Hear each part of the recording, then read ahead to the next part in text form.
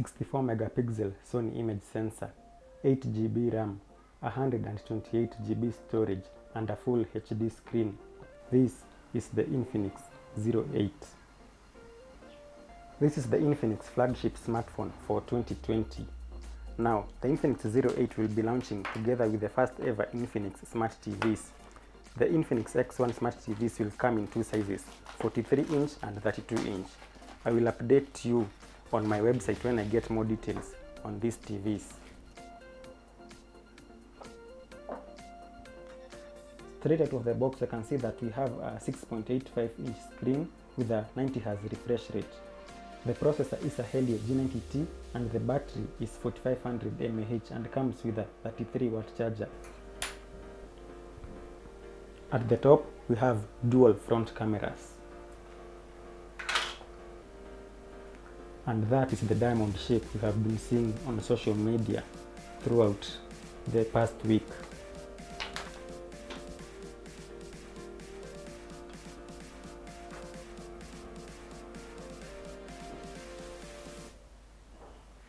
The power button also doubles up as the fingerprint scanner.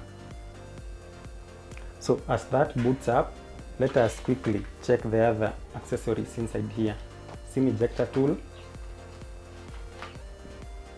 We have an X Club card over there. We have the free screen protector with the punch hole camera for the dual front cameras. Warranty information. We have a free stick over here. We have the free phone case, flexible phone case.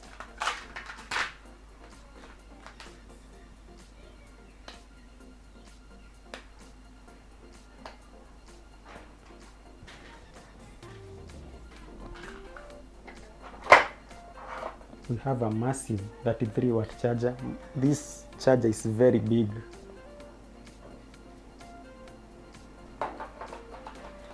We have the USB Type-C cable over here and the headset.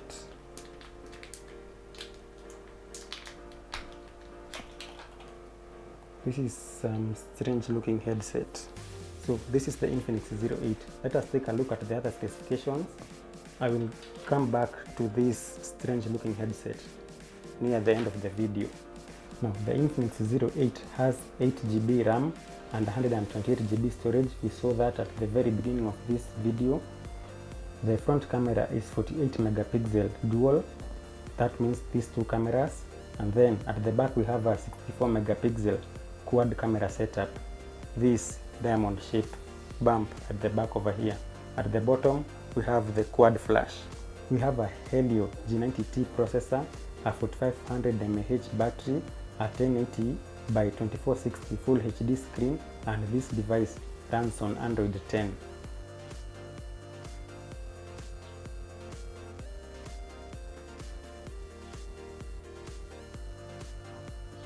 At the bottom of the Infinix Zero 8, we have the 3.5mm audio jack, the microphone, the USB Type-C port, and the speaker outputs. On the left side, we have the SIM tray, and this SIM tray can hold one SD card and two nano SIM cards.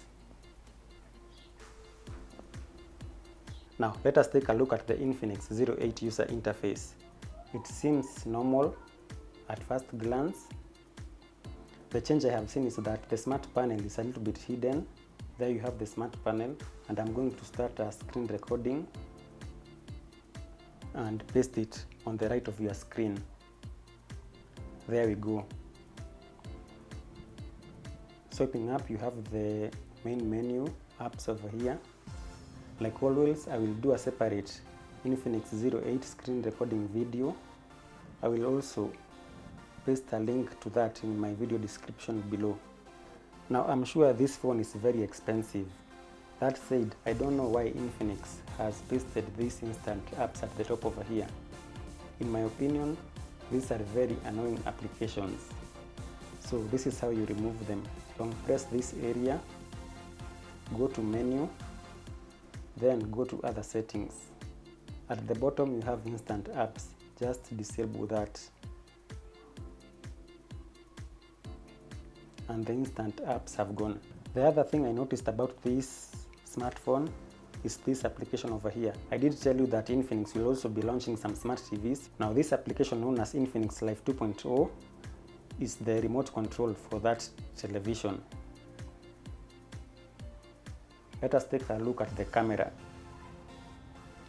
Opening the camera will give you 3 options at the bottom over here. 1 times zoom, 2 times zoom, you can see the picture is zoomed, and 0.6 times zoom, which is a little bit like a wide angle shot. It says wide angle shot at the top over there.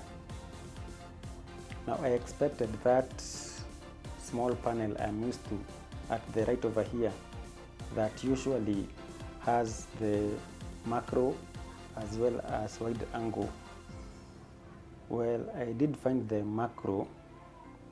Super macro is hidden all the way over here, and this can shoot photos from a distance of 2.5 centimeters. Let's take a look at that.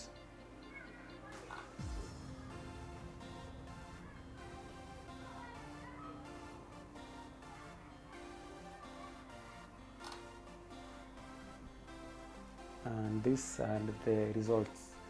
When it comes to video, the Infinix Zero 8 can shoot videos in these qualities: 4K at 30 frames per second, 1080p at 60 frames per second, 1080p at 30 frames per second, and 720p at 30 frames per second. What about the front camera? Now when it comes to the front camera, the video quality does not change. We have 4K, 1080p at 60 frames per second, 1080p and 720p, both at 30 frames per second. Now, does the front camera have flash? Well, we do. Here is the front flash.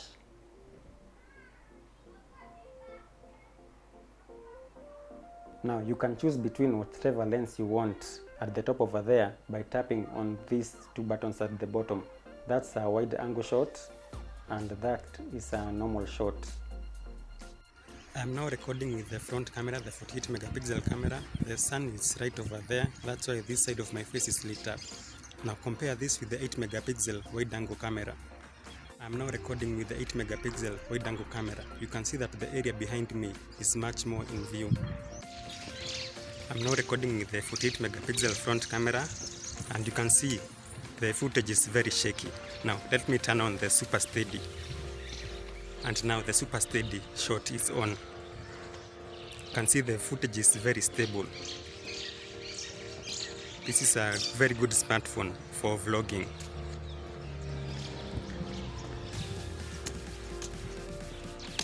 The only thing left is to allow the audio to come from the external microphone. I still can't get audio from an external microphone into this phone. I am now recording using the rear camera. I'm recording in 1080p at 30 frames per second.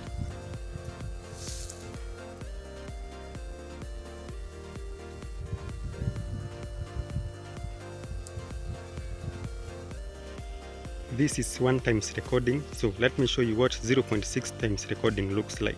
This is 0.6 times recording. You can see that this is a wide angle shot. This is a 2 times zoom shot.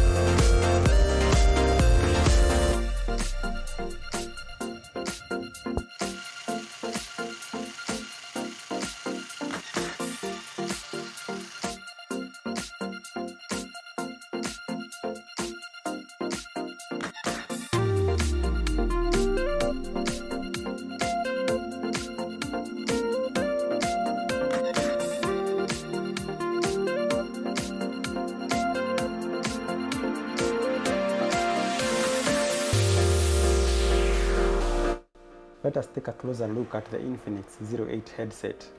Well, they do look different from the Infinix headset that I know. And I also verified that this toggle switch over here, this is the volume. You can increase the volume like that and reduce it by sliding it down. That's the normal button that you know. And at the middle over there, you have the microphone. As for the charger, I did say that this charger was very big. Well, compare it with the normal Infinix charger. The other good thing about this charger is that it has the British standard plug. We have an output of 5 volts at 3 amperes or 10 volts at 3.3 amperes. That's also a 15 or 33 watt choice.